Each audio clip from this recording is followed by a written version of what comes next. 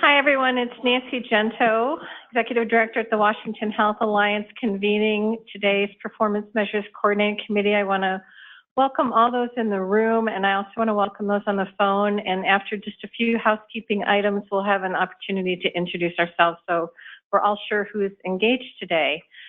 So this is really easy. Please silence your electronics, turn them off. The world will revolve without us for at least a couple of hours.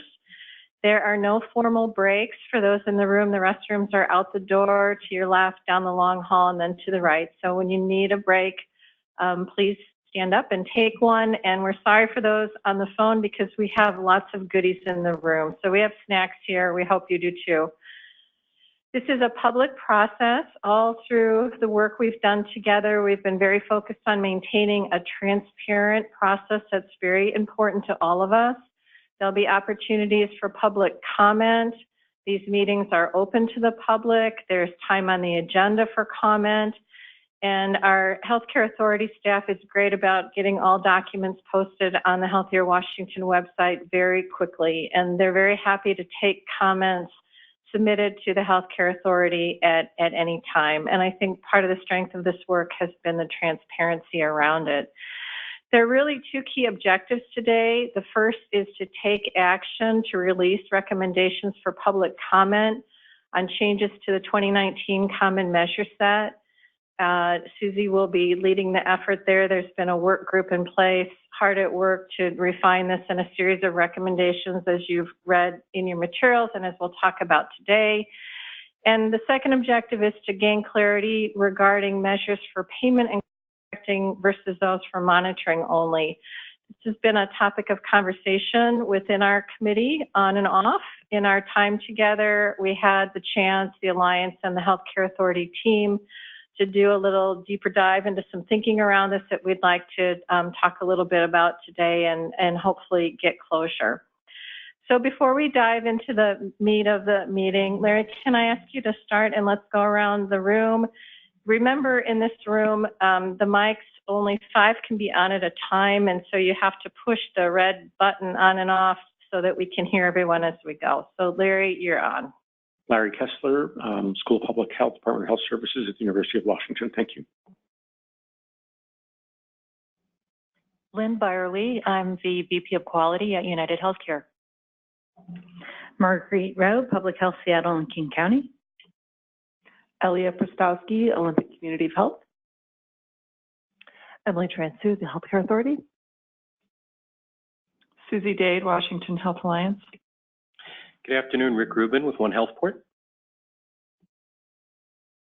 Susie McDonald, Executive Director of Quality, KP Washington. Gary Franklin, Washington Department of Labor and Industries. And Laura, we should introduce the team from HCA as well, beyond those already said hello. Laura Pennington, Healthcare Authority. Stella Chang, Healthcare Authority. And those on the phone, we're going to just call your names, I believe, and ask you to acknowledge. Lisa Werlick. Lisa, are you there? Are you self-muted?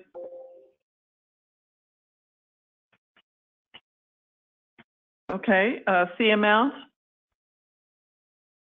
Good afternoon. Thea Mouse from OFM. Thank you. Teal Bell.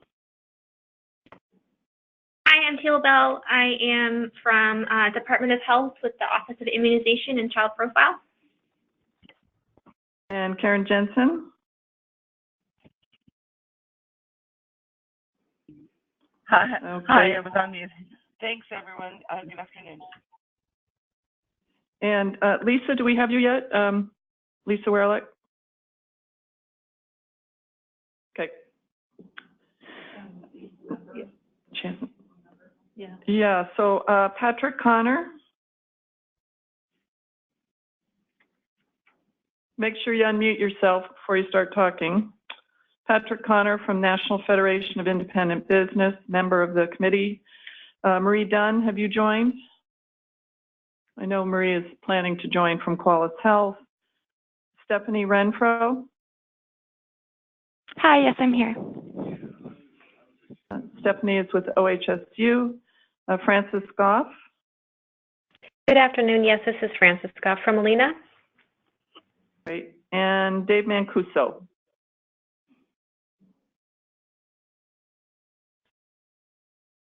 Okay, Dave's with DSHS. Anybody else on the phone that we've missed? Hi, this is Dave Mancuso. I just got unmuted. Yes, Director of the DSHS Research and Data Analysis Division.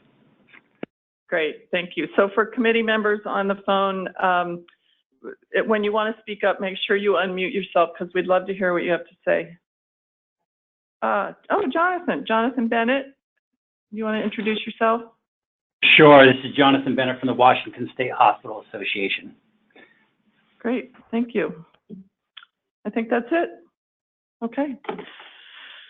Take it away? Yeah, please. Okay.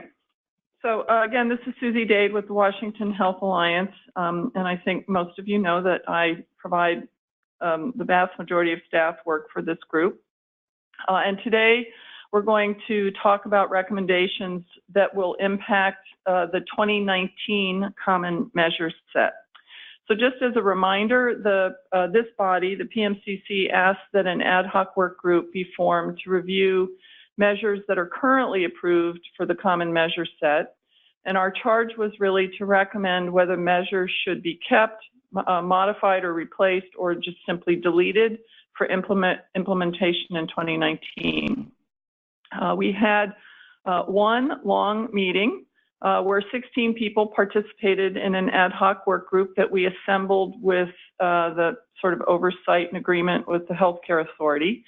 And the participants represented the organizations you can see on the screen. So we had an ACH represented, we had people from most of the health plans, DSHS, Department of Health, the Healthcare Authority, the Hospital Association, King County Public Health, and the Alliance. So it was a really great mix of people and folks who really are subject matter experts in the area of healthcare measurement and health measurement. So today for you, we have a series of recommendations, and the summary here is that we're going to talk about consider modifying a couple measures.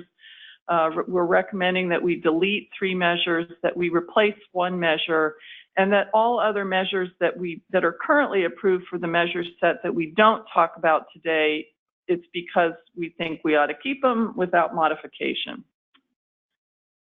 So we're going to just dive right in, and we're going to start with the measures that we want to talk about modification for. And the first one is the oral health primary care's prevention measure. The steward for this measure is the Healthcare Authority. And here we're really just looking to expand the language in the measure itself so that it includes providers other than primary care providers who might actually apply the fluoride varnish. And you can see on the screen the exact proposed wording change to the measure definition.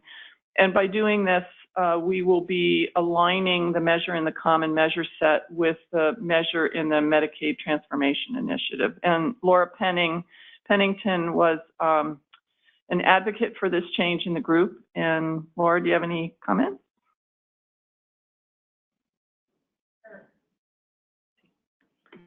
Sure. The reason that this measure came about is as the group voted last year to modify this measure on the recommendation from Glenn Puckett from our Cora to take the EPSDT qualifier out. This was one additional step. As Susie mentioned, the Medicaid Transformation Initiative put this particular measure in their list of measures with accountable care communities, or the ACHs. And there's a benefit in the Medicaid program to have this particular service provided in non-dental settings as well as beyond the age of 6. So we kind of pushed back of modifying this beyond the age of 6, but also wanted to acknowledge that these services are occurring in non-dental settings. So by limiting it to just the primary care settings, we're actually underreporting. So we thought we would bring this before the PMCC and see if this is something that they were willing to adopt, so we could really report out on what's actually occurring. And as a reminder, this is a measure that's reported at state level, county level, and ACH level. And this is Emily Transfer from the Healthcare Authority. I would also point out that it is complicated to define a primary care provider. So there's also some just measurement simplicity that this introduces as well, which makes it much easier to look at. Mm-hmm. So just as a matter of process, I think what we'd like to do is go through all the recommendations. We'll go through them one at a time, ask questions if you want to understand more about it or discuss. We'll open it up for public comment, and then after public comment is when you'll actually be asked to make a decision, and we can take each one of them separately for making a decision if there seems to be, controversy or differences of opinion. So any questions about the oral health proposed modification? Concerns? Good to go. Okay. On the phone, any comments? Committee members on the phone? No, this sounds great. Thank you. Okay. Great, thank you. Okay, so the next one is a little less clear-cut. So there are two measures that we looked at when we looked at two of the immunization measures, specifically the childhood immunization status and immunizations for adolescents. There were a couple of work group members that voiced concern that the measures in the common measure set are different from the measures in a program called Immunize Washington, which is a program led by the Department of Health. And it's really a recognition program. It's an annual award program to recognize and spur better performance in the area of childhood immunization. So the work group members did not finalize a recommendation. They weren't quite sure what to do, but suggested that the PMCC be aware of this difference and then make a decision with the input of the Department of Health. So it's important to note that both the NCQA HEDIS measures and the measures used by Department of Health are both used out in the world, and they're both relevant and readily acknowledged. The pro is of changing the measures in the common measure set to align with Immunize Washington is that we would align the message in Washington State about sort of where the goalpost is. There's a couple of cons, and one of them is that the NCQA HEDIS measure sets a higher standard. And so by switching, and I'll show you a chart in a minute that kind of shows the difference, but by switching, we would be essentially kind of lowering the standard, moving the goalpost closer, if you will. And we would also, we're no longer using NCQA HEDIS, we would also lose that particular national benchmark. So in your materials, and it's a little hard to see this from a distance, but I did try and capture the difference. On the left-hand side are the measure definitions that are currently approved for the common measure set, and on the right-hand side are the measures that are currently approved for the Immunize Washington program. And you have this in front of you, and I'm thinking you probably had a chance to read it. But we reached out to the Department of Health and we asked them, and Kathy Lofi apologizes she wasn't able to be here today, and we had input from Kathy Wasserman and input from Michelle Roberts, and then Teal Bell is also on the phone today. But basically, here's what Michelle said, and Teal basically agreed with it, although Teal, please speak for yourself, is ultimately the decision should be based on the purpose of the measures in the common measure set. The measures that are currently approved for the common measure set really do reflect the best protection for kids, and it's a higher standard, and the direction that public health really ultimately wants to and needs to move in, but we aren't there yet, and it will take a while to get there. The Immunize Washington program is a great program, and its purpose is recognition and to get movement towards higher coverage. So think of it as more of an iterative thing. They just said, Michelle in particular said, I'm comfortable with the measures not being in alignment between the common measure set and Immunize Washington. The common measure set sets a higher standard, and that the Immunize Washington program would just simply be seen as an important stepping stone towards the ultimate goal of full coverage. So that's kind of where we are today, and I'll stop and see if there are other comments from committee members who were part of our discussion this summer or anyone else. Oh, this is Susie from KP Washington. I mean, it's for those of us in the measurement world, there used to be combo 2. Now there's combo 10. So, you know, it's all flows from the Center for Disease Control, and they make the recommendations, and these immunizations are adjusted as we learn and know more and add more appropriate immunizations. So combo 10 is the standard now. I just see no reason why we would change that, because we're all, you know, the measurement world, NCQA, HEDIS, CDC expects us to deliver on combo 10 because that's the latest and the highest level of recommendations for kids. It just seems like the other one just is maybe behind, because these change fairly regularly and it takes a while to catch up. I don't see them in conflict with each other. Thank you. Rick? Thanks. A couple of thoughts. One, I would agree with what Susie had to say. I think it's okay that they're different, and I think based on sort of the focus that this group has been given, sticking with HEDIS makes more sense. It's also interesting to me in the rationale here, there was concern expressed about the 10 sort of demotivating providers. I was in a meeting last night with a healthcare organization, ironically talking about this measure, and they almost had the reverse approach. They were planning on using a campaign around flu vaccine to bring in people who had not gotten their vaccines and therefore up their overall rates. So it's just a flip side of the coin. Yep. Lynn? Hi, this is Lynn from United. From a managed care standpoint, we do promote combo 10, and we do, in addition to what Immunize Washington does with their awards, we do provide a personal letter to the docs that do achieve the gold standard with combo 10. Okay. So we're in alignment with that. Laura, was there someone on the phone? Yeah. Patrick, did you have a comment on the phone?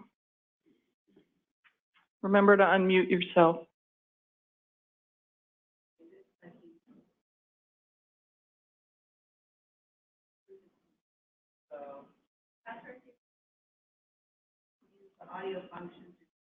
He can't. You're going to have to speak into a microphone for him to hear you.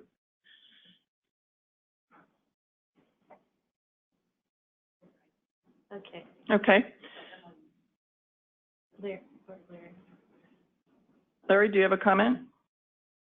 I have a question. You guys have talked a bit about the concern that was raised about whether providers would be motivated, you know, and don't like the all or nothing. And then if they see some patients who are close, they would work on them and not other ones lower. But you haven't said anything about there's evidence about that and whether we can monitor that and look over a couple of years period to find out whether this is working the way we want it to work.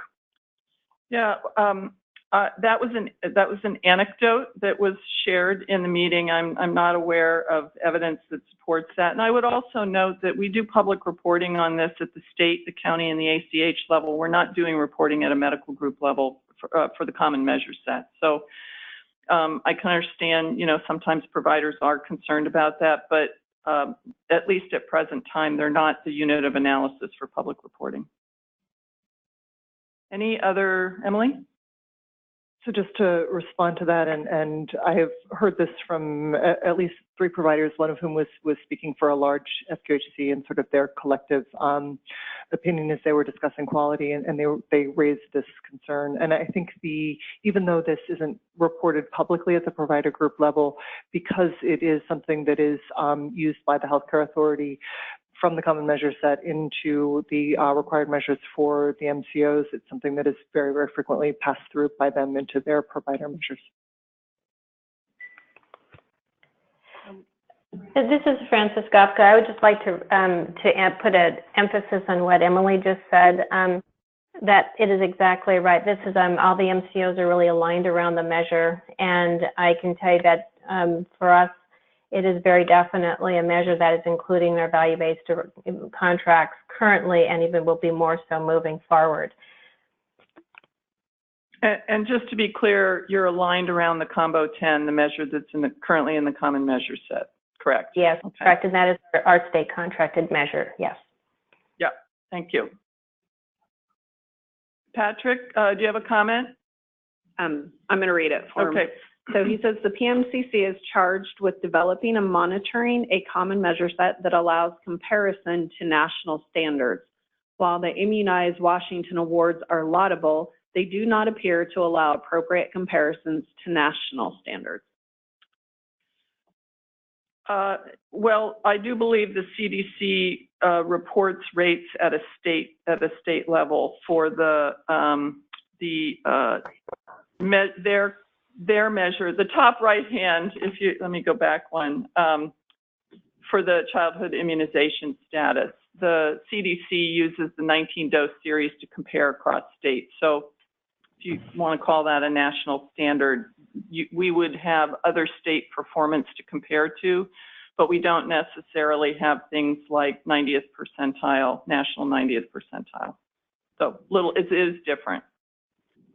Any other? Yes. This is Teal, sorry, and it's also used as the Healthy People 2020 goal as well. Yeah. Do you want to say more about that, just so everyone in the room knows what that is? Oh yeah, sure. So there's a Healthy People 2020 goal for the 19-dose series to reach 80% of your kids to be immunized with the 19-dose series. Yeah, no, I actually meant comment on what Healthy People 2020 is. Oh, sorry. It's a national initiative that sets different measures on a bunch of different things, including immunizations used by CDC and others. Thank you. Any other comments or questions? You can just kind of mull this over. We will come back and take action at the tail end here. Ready to move on? Okay, all right. So those are the modification recommendations. We're going to move to the delete recommendations, and there are 3 of them. The first is a measure that we have called medical assistance with smoking and tobacco use cessation.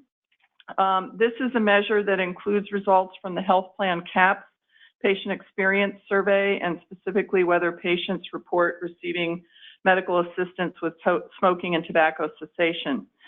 So the rationale for deleting this is that the results for this measure are intended to be reported at health plan level. That's what's approved for the common measure set, with the results coming from NCQA Quality Compass. However, health plans in our state have not reported results via Quality Compass for at least the last 2 years based on small sample size in their CAPS survey. So we've been unable to report on this measure publicly.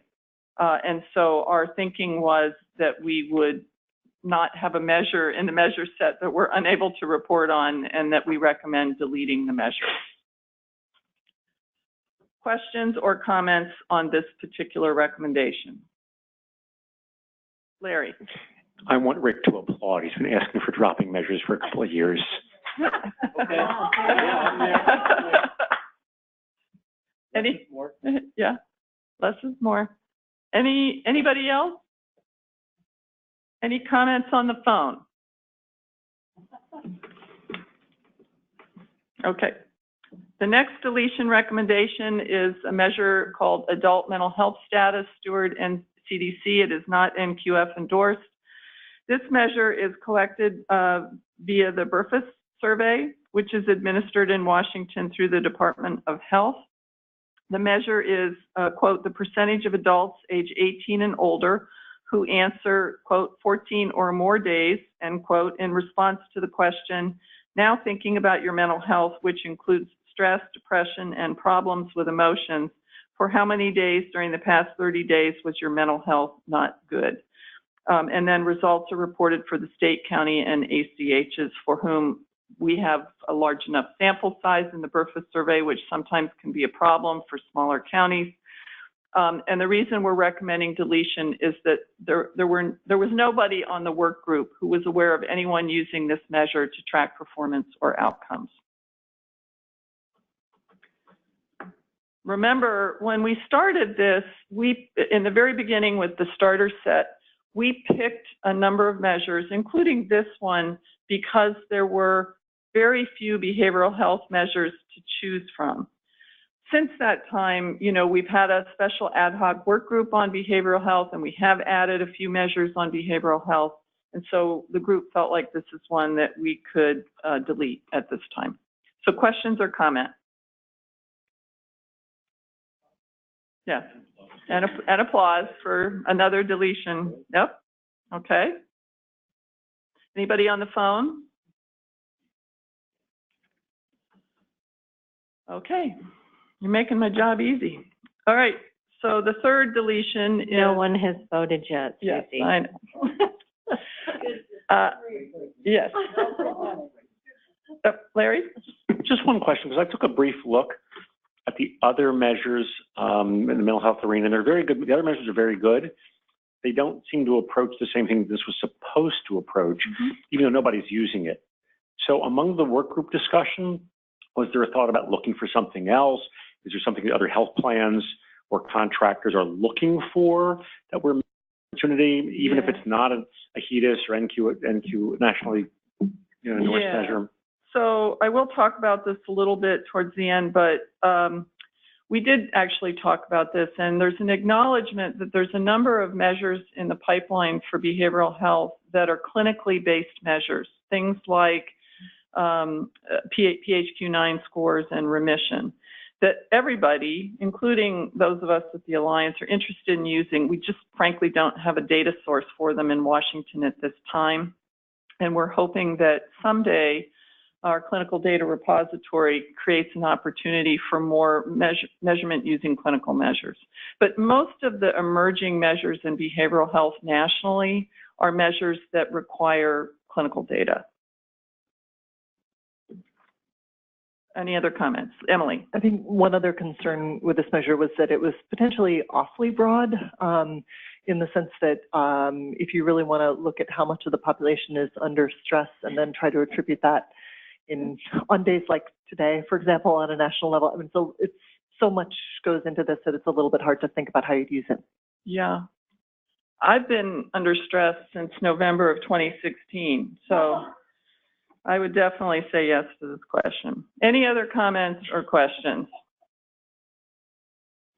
All right.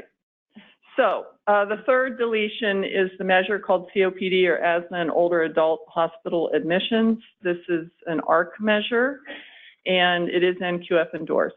And this is part of their suite of measures around ambulatory sensitive hospital admissions. This one is particularly focused on admission for COPD or asthma in adults age 40 years and older. And the results are reported as admissions per 100,000 people. These types of admissions are clearly more prevalent in the Medicare population, although not non-existent in the middle-aged population.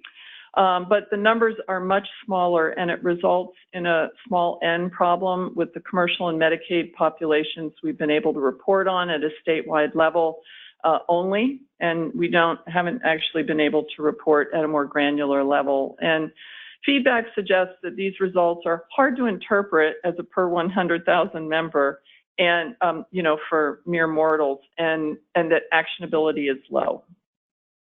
The reason we included this in the first place was that while we have some measures related to asthma, we're going to talk about that in another one of those in a moment. We didn't have any measures related to COPD, and we were looking for one as an important chronic illness, but I think people just feel like this measure doesn't particularly hit the mark. Questions or comments?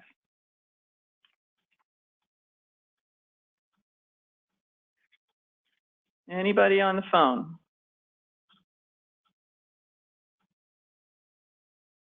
Okay. The last recommendation is to replace a measure. Currently, we have a measure called medication management for people with asthma. This is referred to as the MMA measure. It is an NCQA measure, and it's being recommended that we replace it with a measure called the asthma medication ratio measure, called AMR, and both of them are NQF endorsed. So the measure that we currently have assesses whether children and adults identified as having persistent asthma were dispensed an appropriate asthma controller med that they remained on for at least 75% of their treatment period. The other measure, the asthma medication ratio, assesses whether children and adults who are identified as having persistent asthma who had a ratio of controller meds to total asthma medications of 0.5 or greater during the measurement period. The rationale for this is that clinician leaders agree that the new measure, asthma medication ratio, is a preferred measure, and there's some indication that NCQA may actually phase out the other measure over the next couple of years. The standard of care is that the rate of controller meds should exceed rescue medications, as obviously controller meds can prevent or greatly reduce the need for rescue medications. And I've asked Susie McDonald if she would comment further. Okay, I'm going to try to make this straightforward. I'm excited about this recommendation because I think we would have preferred this before the AMR measure wasn't as highly utilized at the time, but let me try to simplify. There's 3 reasons for why I think we would recommend this as a good idea. The MMA measure, so a couple of things. Kaiser actually, we weren't part of Kaiser at the time, did a study because they were questioning the value of the MMA measure and its impact on outcomes. So in 2014, they did a study of 24,000 patients, and they demonstrated that actually the MMA measure had no impact on reducing ED visits or hospitalizations related to asthma. So then a few years later, we have the AMR measure, and our own allergy chief, Mark Lachelle, did another study because we have the MMA measure and the AMR measure. They don't correlate. One will improve and the other one actually won't.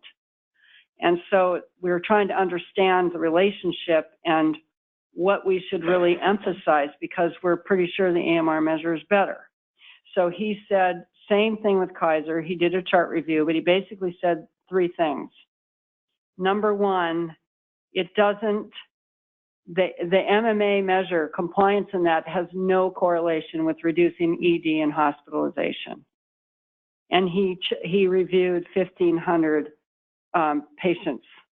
Number 2, it actually, you get penalized in a couple of ways. One is if patients are on controller meds, some of them may have a step-down plan, and it sort of argues against a step-down plan that may be appropriate. Number 3, there are patients that have seasonal or viral asthma, and this doesn't account for that. So, and then you go to the AMR measure, and it actually does correlate with better control and better outcomes in terms of hospitalization ED. So this isn't about measuring, caring about asthma. It's just really recommending a better measure. And I think that's kind of the history of measures. And my guess is NCQA will drop this. They're getting a lot of feedback, including from us. But just from Mark has this email and summarized his chart review. This is the most recent. He just did this last year for us. he had 1,500 patients that are not compliant on the MMA measure, but are on the AMR measure. And of these 1,500 patients, he randomly selected 50 of them, and 42 who were compliant in AMR but not in MMA. He said they, he did their chart review and they had well-controlled asthma. 3 appeared to have uncontrolled asthma, 5 he couldn't determine. And then he went on to say that, he sent us a bunch of articles about this, but basically about 6% of the MMA non-compliant patients actually have uncontrolled asthma. Whereas the AMR charts he looked at, uncontrolled AMR non-compliant patients, 70, much higher percentage, had poor outcomes. There's just a lot of evidence now that telling us the AMR is just a better measure, and we should get with the times. And it's good because I think the asthma population, I think the MMA has never been the best measure, but it's the only measure we had, and we got, asthma is an important population. So I would recommend going with the recommendation, which is to replace it with AMR. I'd be really happy. I think we'd all be really happy. And we're going to work on NCQA. So, Elia? Yeah, and when we discussed this in the work group, Laura Pennington also mentioned, since this is in the 1115 Medicaid Transformation Project, that there might be a way to make alignment happen there as well, which would be important for the ACHs and our providers. So very excited from the ACH perspective to see this happen as we hear from all of our partners that this needs to change. Lynn? Just a comment, in our managed care contract with HCA, the MMA still appears as a critical measure for a value-based program. So hopefully if you guys change, maybe HCA will follow. That's the goal. That would be the goal. We got the same thing. Okay, thank you. This is Emily. As HCA, we are compelled, strongly behind maintaining common measure set measures. So we would switch that out. Other questions or comments on this particular recommendation?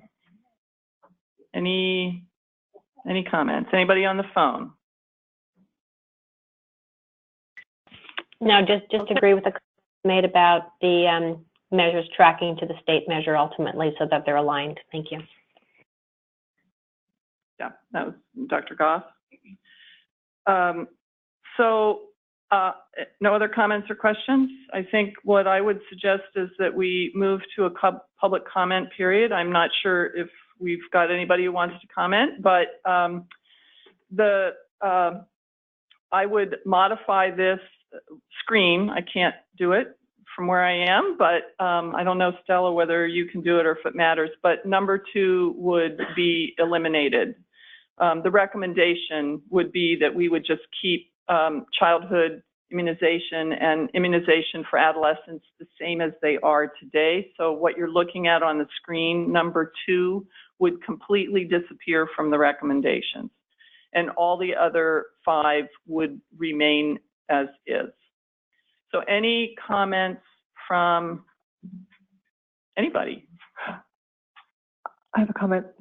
So this is Emily Transer. I just want to call out on the immunization measure that, like the EMR measure, the AMR measure, again, if there were to be a change in the common measure set, the contractual pieces would follow that. So since that had been raised as a concern and objection, I wanted to make that clear. I do think there could be some value to having public comment around a decision with this measure. It'd be interesting to hear from the provider community. Absolutely. The public comment is welcome and encouraged for anything. My only remark was that it seemed as though from the conversation earlier that the recommendation would disappear for that, but it hasn't yet because nobody's taken any action. So any one of these 6 things is open for public comment. Just please state your name and your organization if you wish to speak up.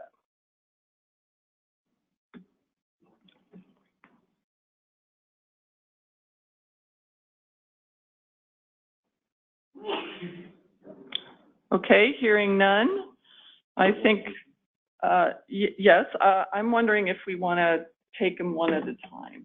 What's your pleasure, Chair Women?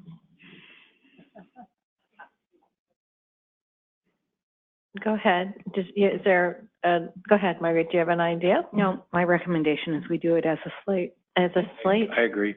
Anyone opposed to doing that? In fact, I'll make a motion. How's that? Okay. I would make a motion that we adopt the recommendations of the work group relative to modifications, deletions, and replacements of the measures as presented. Is there a second?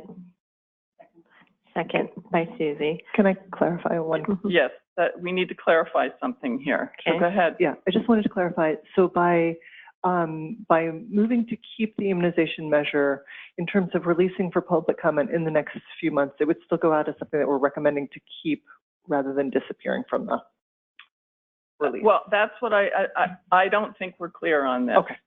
So, yeah, well, the way this is written is that we would modify the immunization measure, childhood and adolescent, to bring them into alignment with the immunized Washington measures. And that's what I want to clarify. So that's a good point, because that the work group recommendation, if I recall, actually They didn't have a make recommendation. one, but yeah. So I would modify my motion to accept the recommendations from the committee in all respects, except number 2, where there was not a recommendation, and add the recommendation of this group that we retain the combo 10 measure.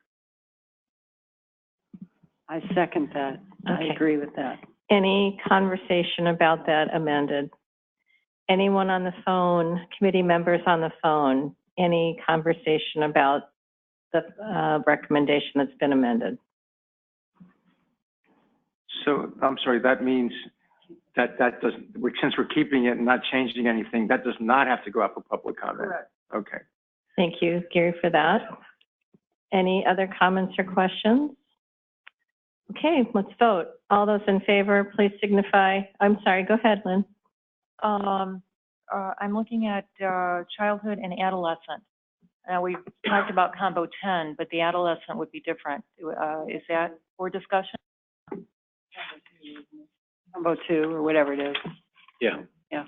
So I would Thanks. amend again, so combo 2 for I think the it's combo 2. adolescents and combo 10 for the children. Okay, thank you. Is there a second to that second amendment here? I'm not sure. Second. All right, so Susie, I want you to go through and give your understanding of how we're voting with these couple of amendments now, just so the committee's crystal clear, okay? What would go forward for public comment is a recommendation to modify the oral health measure as shown on the screen earlier, that we would delete 3 measures: medical assistance with smoking and tobacco use cessation, adult mental health status, and COPD or asthma in older adult admissions, and that we would replace the MMA measure with the AMR measure related to asthma. There would be no recommendation that goes forward to change anything related to the childhood or the adolescent immunization measures, meaning business as usual. The measure that's currently 2 measures that are currently approved for the common measure set stay the same. Is that clear to everybody? Any have questions about that, either in the room or on the phone? I'm going to propose a counter measure. Is that allowed? Yes.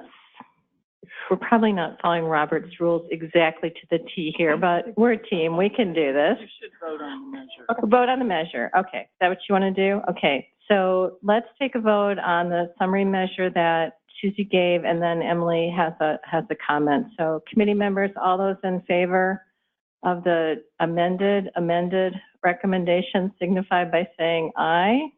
Aye. Aye. On the phone? Aye. Aye.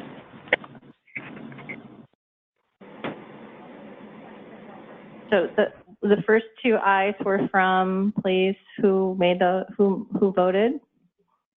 Aye from Molina, from Francis Scott.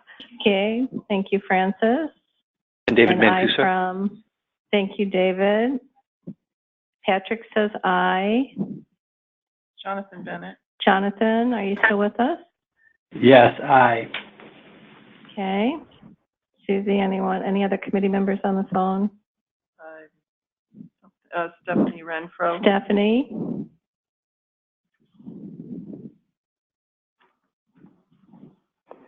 Okay, I think we've passed with a majority, and so Emily, you have a comment here now.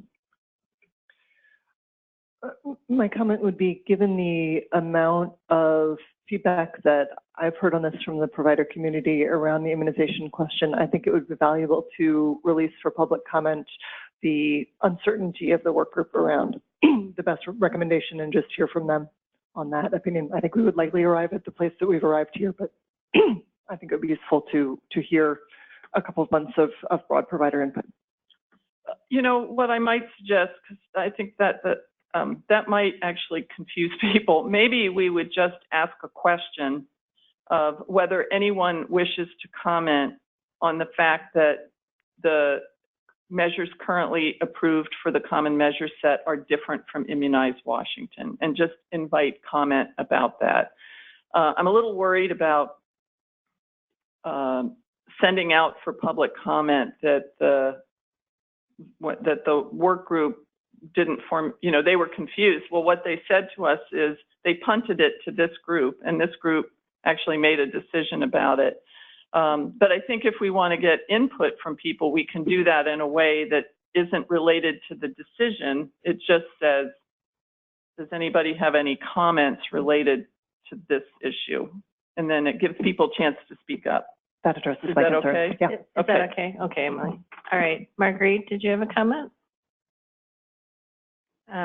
I appreciate your concern in wanting to make sure that providers have a chance to feed into this process.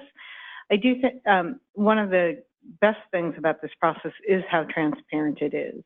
And so the notes that I believe, if I'm correct, that we are looking at this meeting are also available for public comment. I realize that there's a difference between seeking out comment and asking for it, but just knowing that this is also very transparent because the notes are there. Thank you.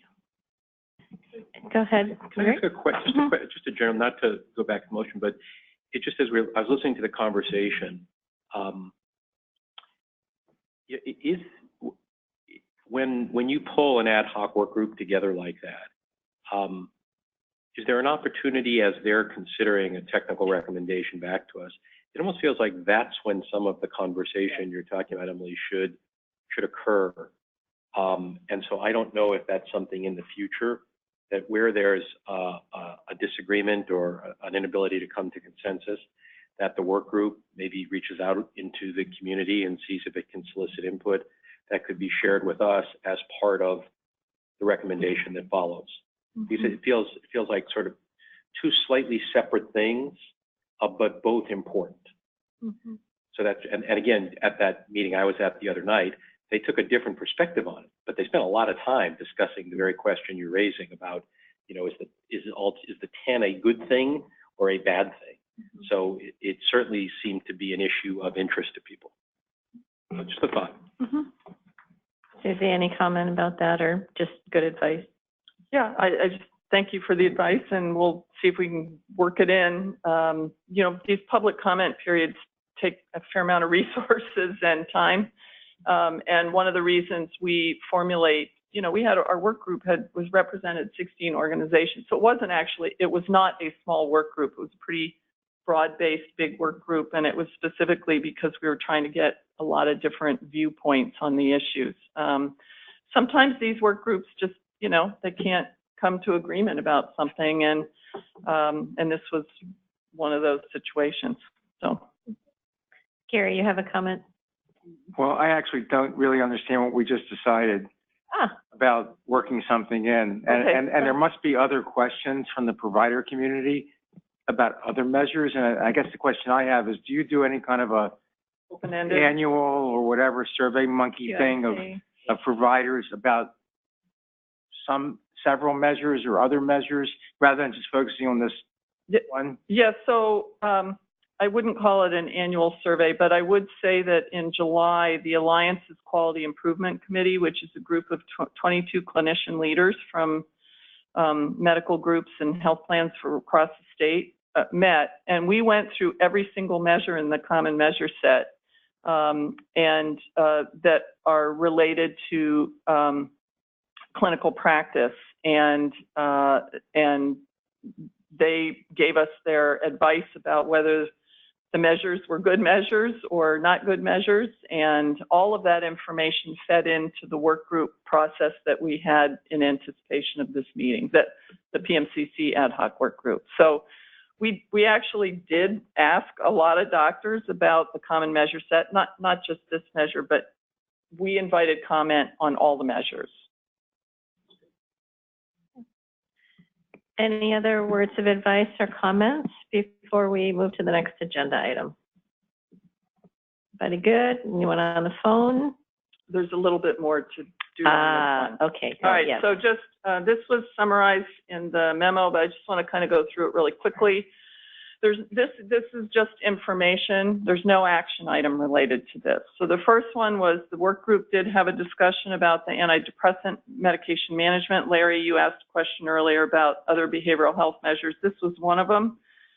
People aren't necessarily thrilled with the antidepressant medication management measures, but there's no recommendation at this time to get rid of them because there isn't necessarily something better to replace them with, but want us to just sort of track it and keep our eye on it for future changes.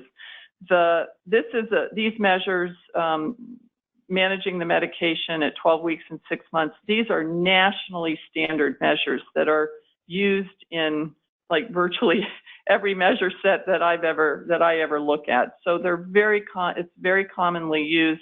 The point was, golly, there are these great measures that are emerging around that actually look at outcomes around depression, and can't we get moving in that direction? And everyone agrees, yeah, it'd be a great idea. We just don't have the ability to measure it on a statewide, broad-based level that's required for the common measure set.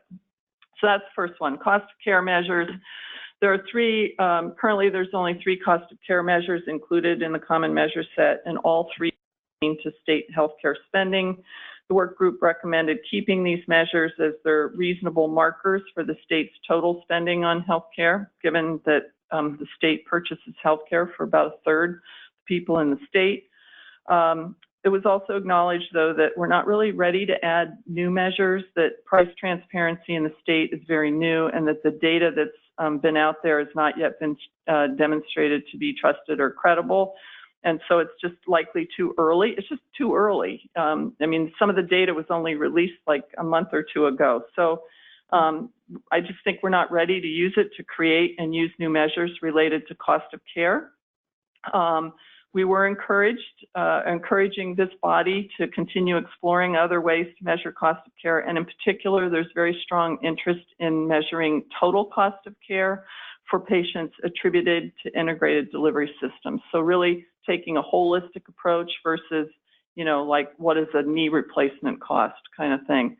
And at the present time, I would say that measure development around total cost of care is ongoing nationally and being tested nationally, but it's not quite ready yet for prime time in this state. Yeah, Larry. So I have a bunch of questions about this, but I'll just ask a couple. So when we talk about cost, are we really talking about cost? Are we talking about reimbursements? Are we talking about cost to patients, which is really very important to a lot of people, but also very challenging to measure? And what are we going to use this for? I'm just kind of curious because I think there's a lot that both myself personally, but other people I know can recommend can help with this. Yeah. And we're worried, sort of wondering where we're headed. Yeah. Well, I think that your questions demonstrate why this isn't ready for prime time. There's a lot of work to be done in the state to really think through how we want to use public reporting of costs, particularly at a relatively granular level, like hospitals and delivery systems, in order, as part of a common measure set that might become part of purchasing and contracting. So I think it's a really important topic. I think we're all really interested in getting there, but we just have some more work to do. And we've got to let the data kind of, I think, settle out and get to a point where it feels like it's credible and trusted by key stakeholders in the state. Susie, could I also add in response to Larry? So there is work going on by a handful of organizations that are called Regional Health Improvement Collaboratives, alliance-like organizations around the country that are under Robert Wood Johnson Foundation funding to do this work. They're using a health partners measurement tool, and we have been doing some development site work under that grant. One of the big problems with that tool is that it doesn't bring into the analysis encounter data. In other words, encounter data is eliminated from analysis, which would never work in our market, right? And so I guess I just share that to say we're watching closely. We're encouraged by some of the work out there, but frankly, there are some big holes that wouldn't work, we don't think, so well in our market. Any other comments about that? I'd just like to volunteer to help as you go forward with this. Great, thank you. Consider yourself recruited.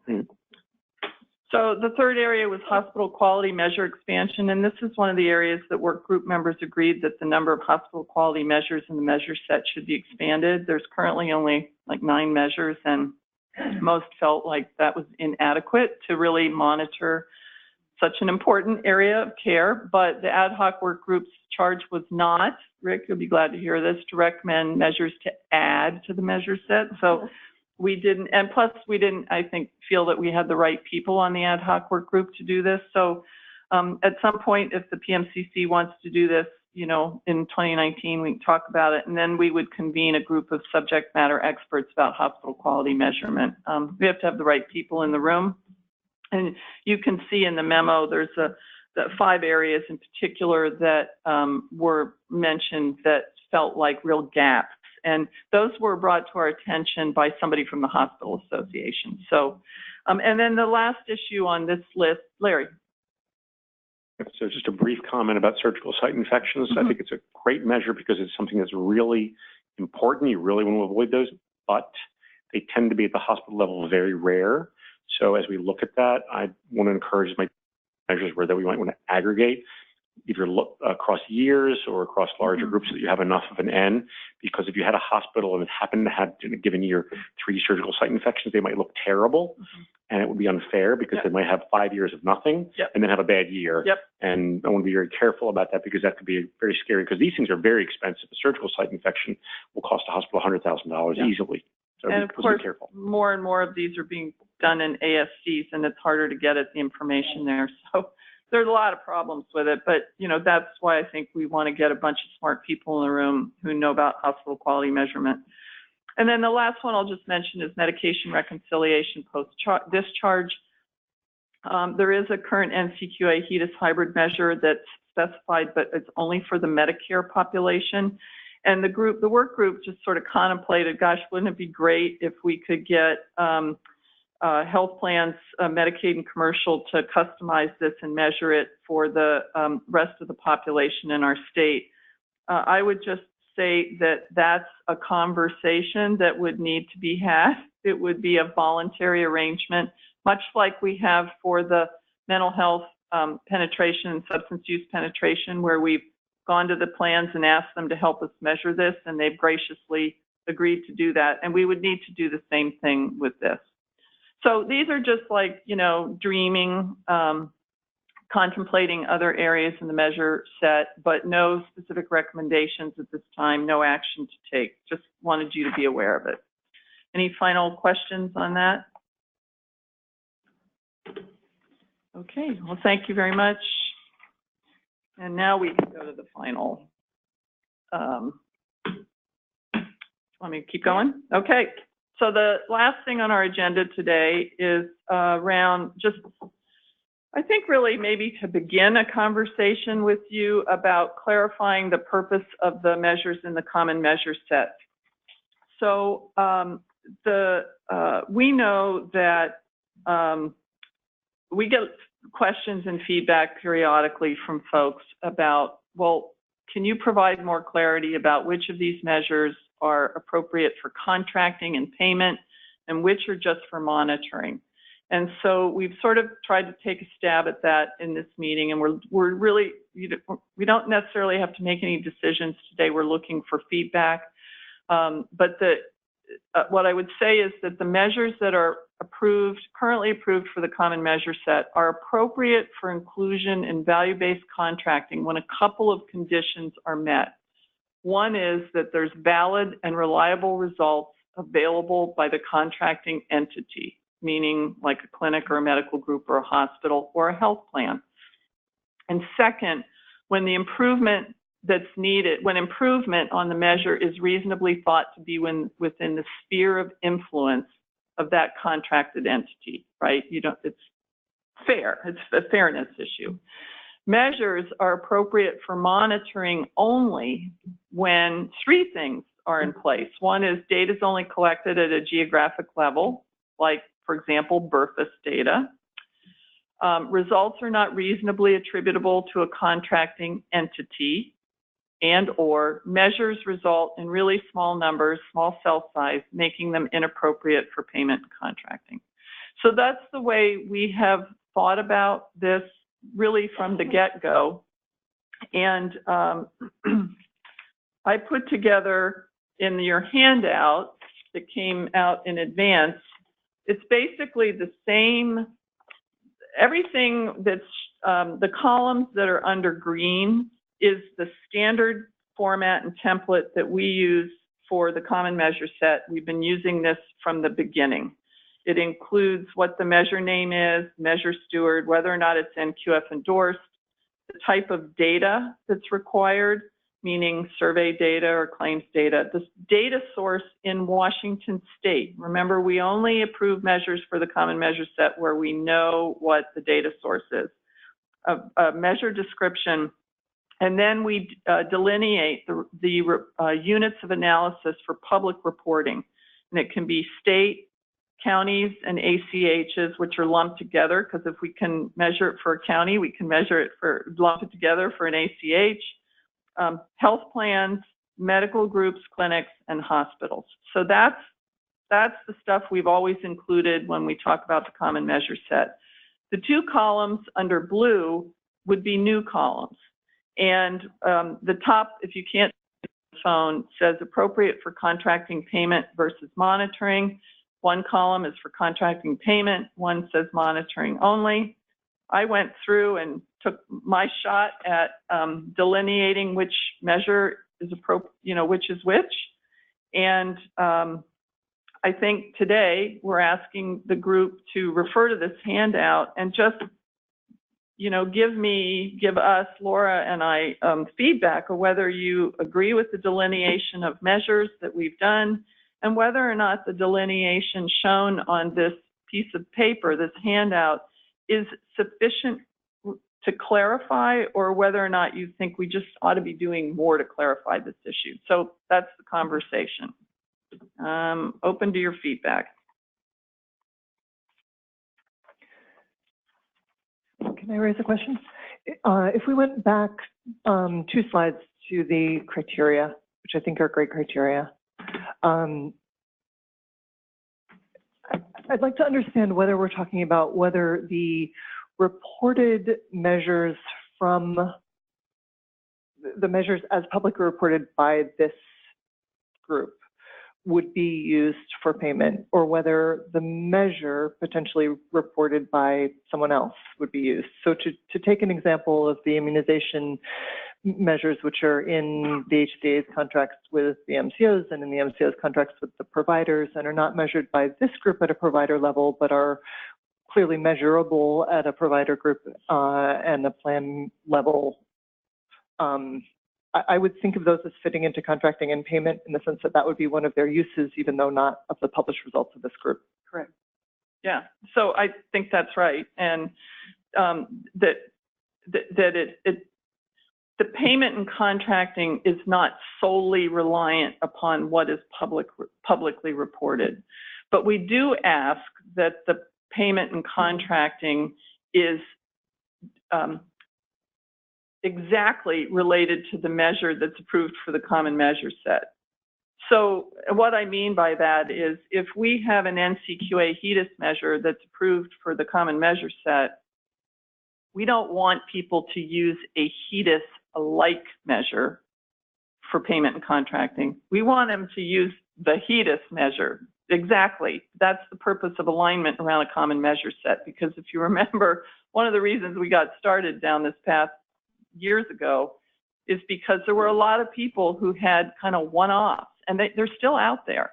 And so what we're trying to do is get rid of the one-offs and converge around a set of measures and measure specifications that are precise, but we're not saying it has to be the exact thing that is reported publicly, if that makes sense, right? Okay. And in that case, I would propose that a number of things move from monitoring only to contracting and payment, including numbers 1 through 6. Okay. Well, actually, this is Susie. That was my question. I appreciate you doing this, Susie, because it helped. We had the principles, but never really mapped this out. So it's useful. And my blue columns are draft. Yeah, right. That's draft, good. Right. So so just checking your logic on the immunizations. Is your logic not in the contracting because of a small n potentially for some groups, or what was the thinking? Yeah. Well, because I'm with Emily. Kind of was wondering about the immunizations because they're standard measures. No, but the public. So the blue columns correspond to the green columns. So in other words, here, when we approve measures, we approve at what the unit of analysis for public reporting is. No, I got that. Right. So when I did this draft, it's just like a placeholder, a place to start the conversation. I just matched up the blue column to the green column. But so that if we approved the childhood immunization status for public reporting at a state and county level, I just checked the box monitoring only. I'm not arguing that it's right or wrong. That's what I did as a starting point for the conversation. Oh, I gotcha. Yeah. Okay, I got it. Right. So what I would say is, let's take this.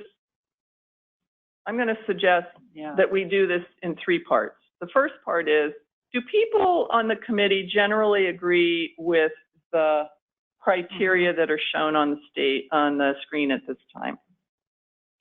Gary. Yes, but it might be useful to have a small group with try to classify these things using those criteria to see if there's agreement and how it applies. Okay. Well, we'll get there in a second. So hold that thought. So any other comments, Elia? So I'm trying to figure out why I'm struggling with the first, the criteria for inclusion, VBC, and VBP.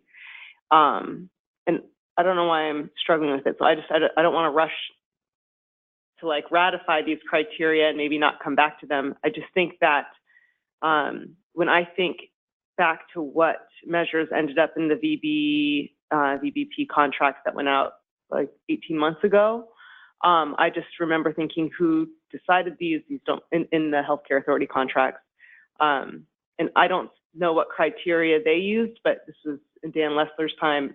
Whatever those criteria are and those decisions are being made, seems like we should be thinking about those and aligning with those. Are you talking about the Accountable Care Network contracts or the Medicaid? The HCA Medicaid contracts, they came out with 7, now it's 9. I don't know what it is now. They're mostly in the primary care world. Oh, you did? And I don't know, so I don't know, I'm just, my head is kind of spinning trying to pump the brakes a little bit. Yeah, okay. That's a good comment.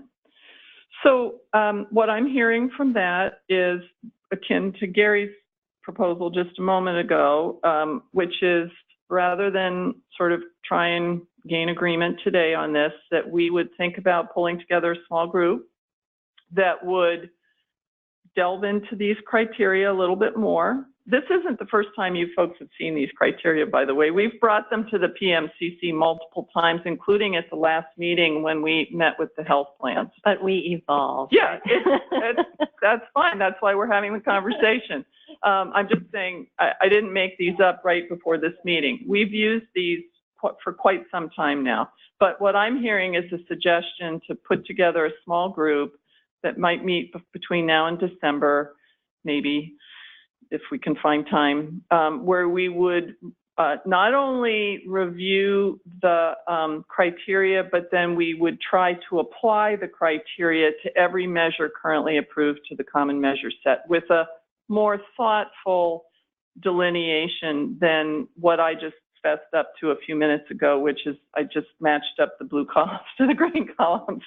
So that's kind of what I'm hearing as a next step. Any thoughts, comments, Rick? Yeah, I think I would agree with the recommendations, but I also think if I understand correctly, Emily, what you were saying is that a different group could take the measure, and because they're working in a smaller context, they could apply it for contracting, even though in our world, we decided to only focus at a state or, county level. And in fact, that's the experience that I've seen, is that some of these measures are being used for contracting because the two parties in that contract believe it can be attributed to an entity that's part of that contract, which is really a different question than whether we're measuring it at a state level. So then I think that's a really important point to also include in this go forward effort. And so, Rick, I just want to piggyback on that, because when I look at monitoring only number one, maybe the correct, this is just a nuance, but it's not data is only collected, it's data is only available. It's not the collection piece, it's the availability piece that might help us there. Marguerite? I think I'm still struggling with why are we doing this exercise a little bit. I understand that this question comes up often about, what's the purpose of the common measure set? How is it used? Just doing a quick look at what you did, Susie, it's about half of them, right? There's about half of them that we would use for contracting and the other half that would be for monitoring. And then I think the effort that we talk about around how many measures are we including and why. I mean, it's sort of a very different exercise if it's we are only deciding the measure set that's only used for contracting, right? And I don't think that's what we're saying.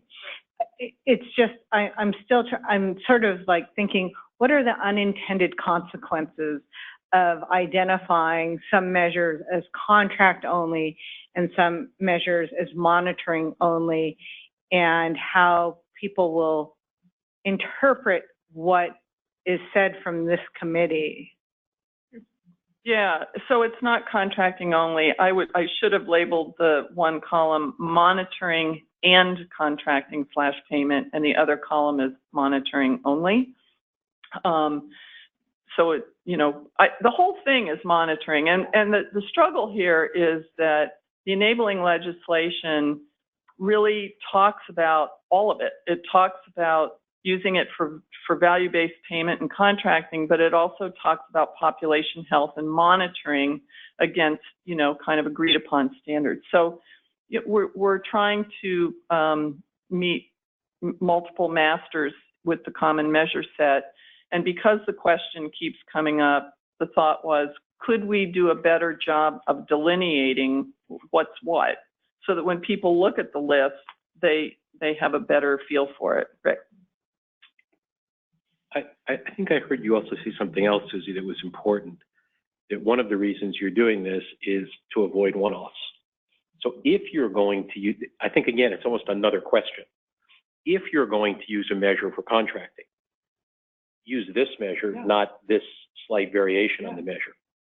And I think that's a slightly different question then separating them into those two columns. In other words, if I am a party to a contract and I want to use, and you think this is a monitoring measure and I think it's a contracting measure, I may just go ahead and use it in my contract. What you're asking is use that measure. Don't create your own one-off for that contracting purpose. And I just think that's an important point not to lose in this. You know, even if you disagree in which measures fall in which box, if you elect to use a measure for contracting, the goal is that the measure is defined precisely enough that everyone uses it the same way.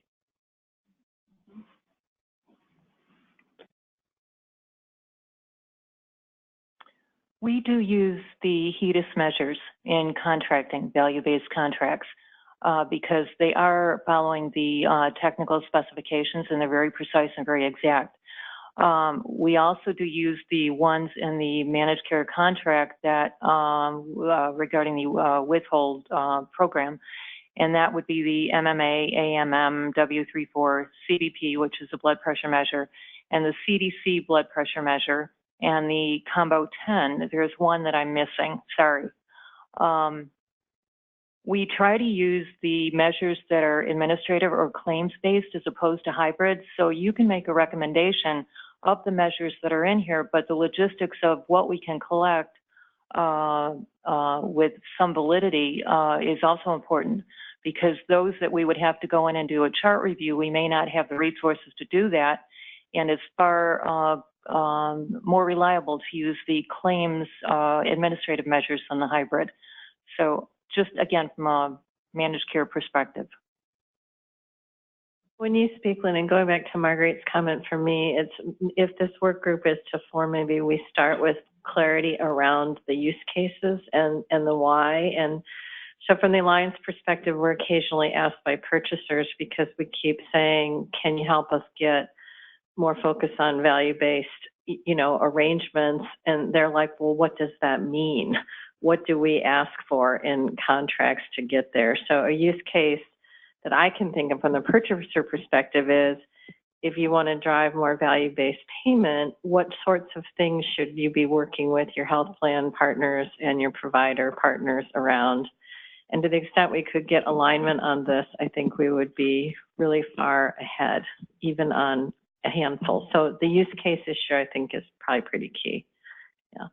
But you touched on something important. So, for example, the measures is comprehensive diabetes care, blood pressure control, and we've noted that as a contracting payment, but we don't report that at a medical group level publicly, because we have no data source for that information that's like affordable and reliable and credible. So, you know, we could go out to every medical group in the state, and if we could convince them to give us results for that measure in a standardized way, we could potentially publicly report results, but we wouldn't have any way to audit or check, or, you know what I mean? It's a very complex, cumbersome process, which is why we're, you know, looking down the road, like years potentially, for a clinical data repository in the state that will enable us to access that information more efficiently.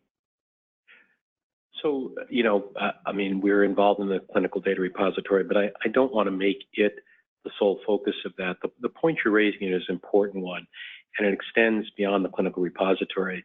The real question is how we take advantage of the billions of dollars that have been spent on electronic health records and figure out a way to cost effectively access that information to the benefit of all parties.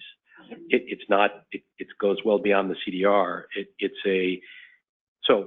And I'll just make an observation about that. There's an interesting chicken and egg question there. So one of the things we support is a national health information exchange where CMS connects to all the dialysis facilities, because CMS is the single payer for dialysis care after 18 months. And we started getting data flowing through that. It's a clinical data set. It's about 300 elements. And we noticed that initially the error rates were about 85%. because people didn't care that much. And then CMS said, we're going to start paying you based on this. And you would be amazed at the changes in the data quality and how eager people were to work around tools and processes to make that data better.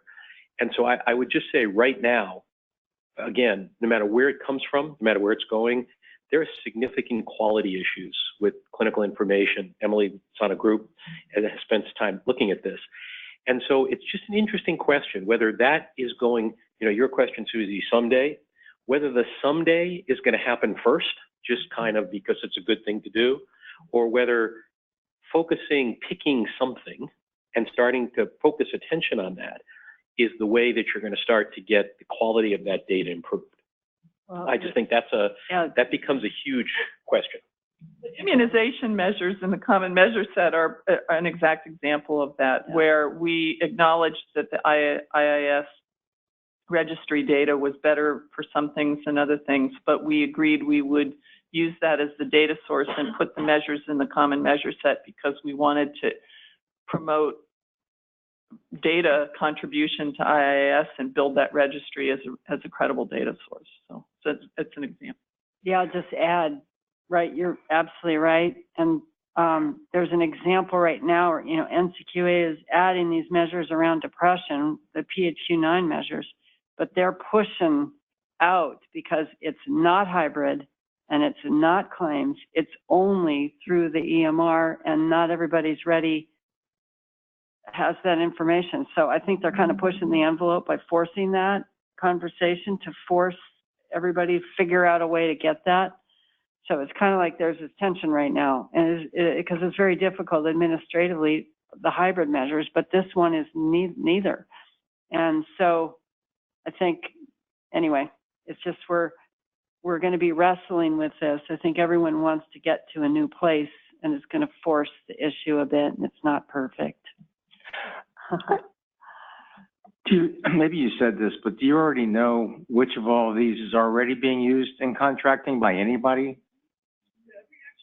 I don't have it off the top of my head, but I don't have that off the top of my head. But at the last PMCC meeting, when the health plans came, I actually shared the results of the survey that I did of the health plans. So I have generally a sense of which plans are being used in contract. I mean, we certainly know what the healthcare authority is doing, but we also ask the other commercial plans. So does that generally line up with the way you've classified it here?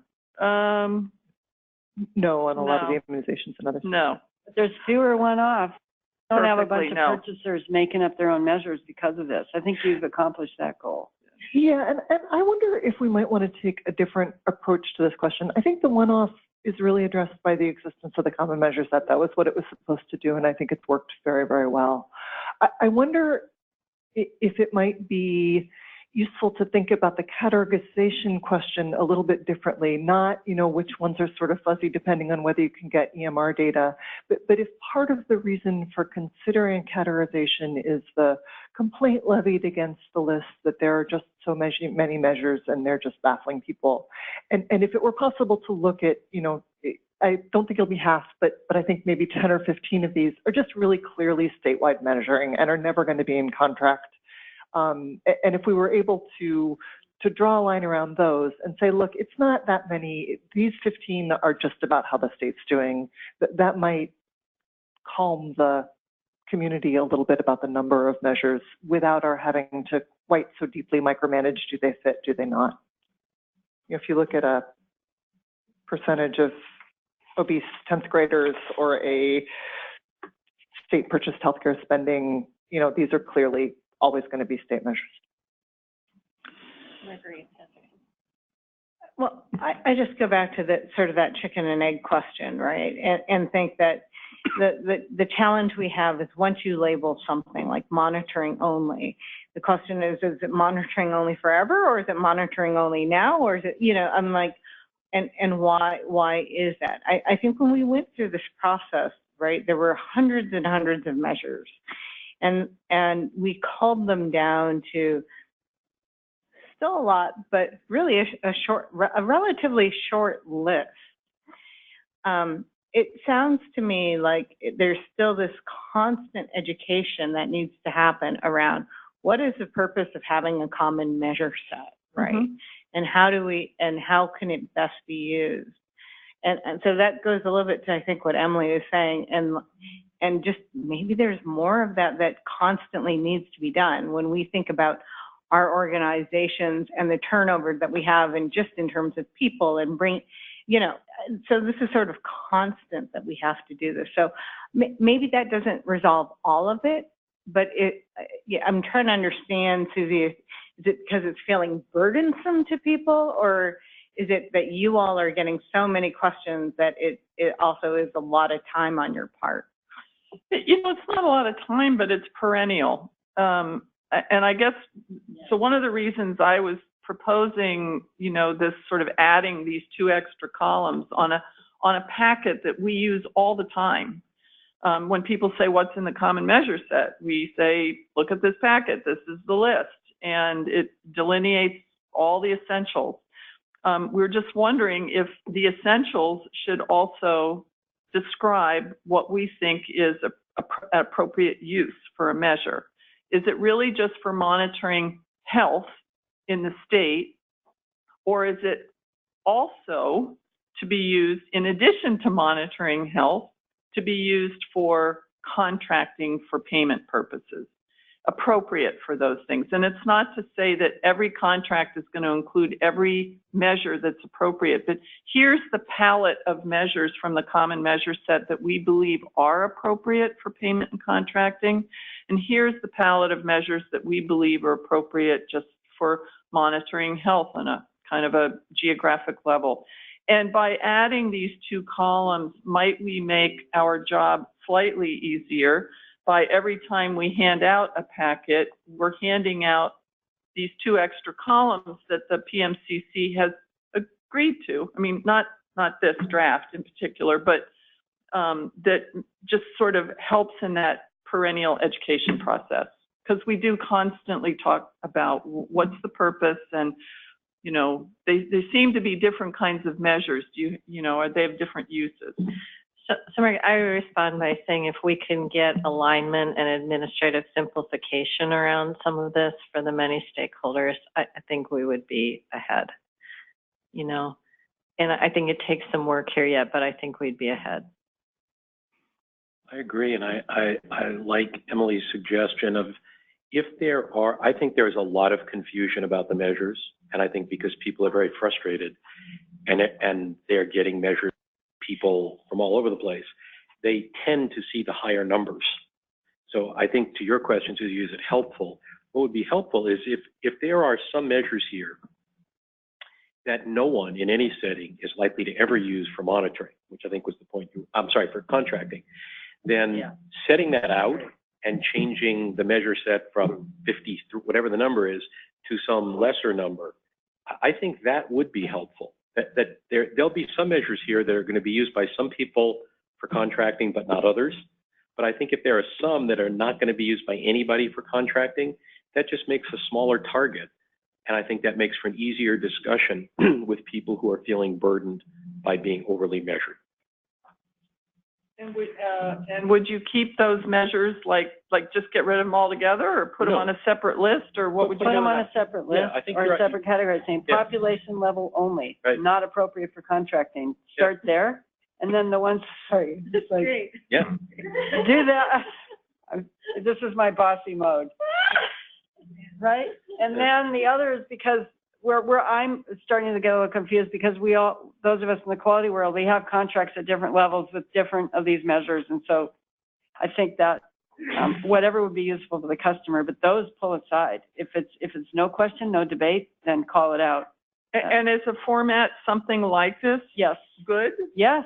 Simple? I would keep it in the same document, only maybe at the end or something. So we all have one reference document that we could always go back to. I find that very useful. I would divide it this way rather than that way, because it would look shorter. You could also just asterisk the ones that are population only, right?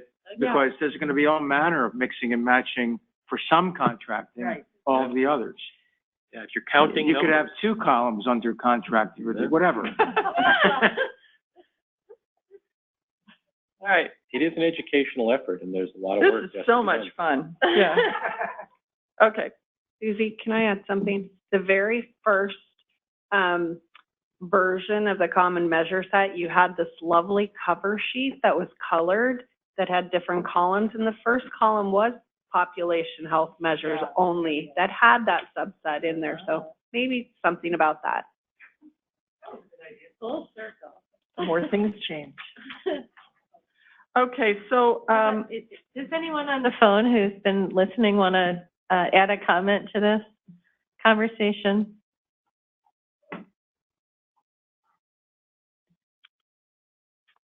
Okay. So can I just restate? I think that my takeaway from this is that we would assemble a small group of people, small, like 5 or fewer, that we would review the criteria and see if we want to recommend any changes to those, and that we would then go through the exercise of figuring out which are appropriate for monitoring and plus contracting payment, or those that are population only, not appropriate for contracting, via Susie McDonald, and bring back a recommendation to this group. And I heard a formatting suggestion that we separate them, basically horizontally, that we pull out the ones that are population only and put them in a different part of the list rather than have them intermixed. And so it's really clearly delineated which are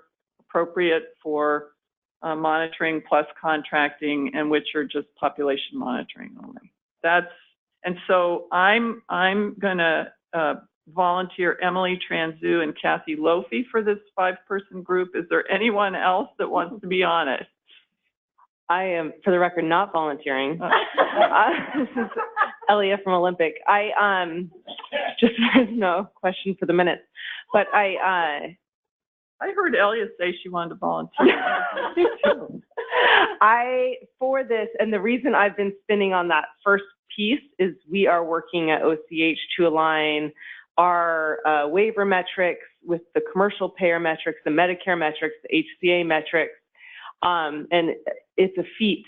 And there's a certain type of person out there, a unicorn that's really good at this, that isn't a provider, but really works closely with them and understands all the various contracts that they have.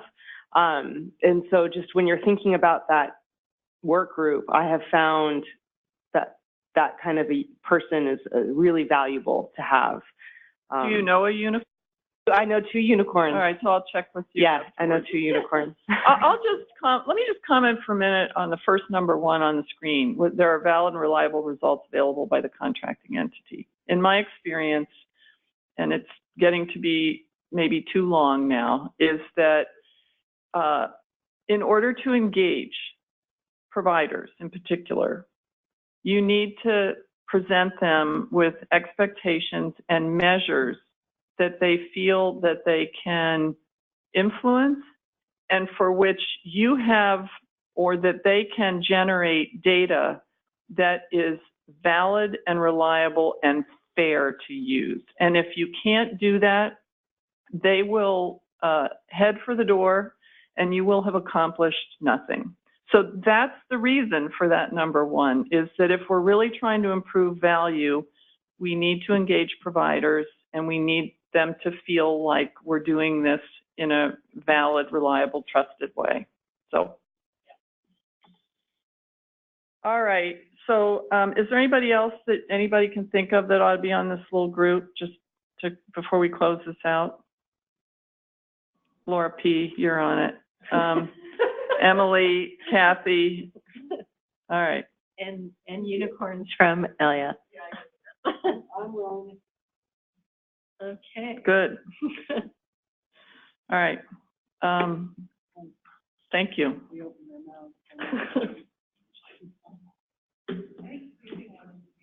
Yeah. Oh, yeah. Yes, we got her.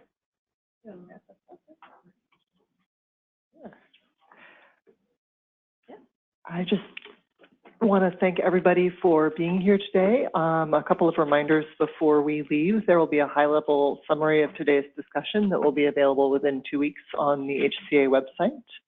The next PMCC meeting will be December 18th, 2018. Hard to believe how soon that is, from 2 to 4 p.m. So we will look forward to seeing many of you and hearing others then.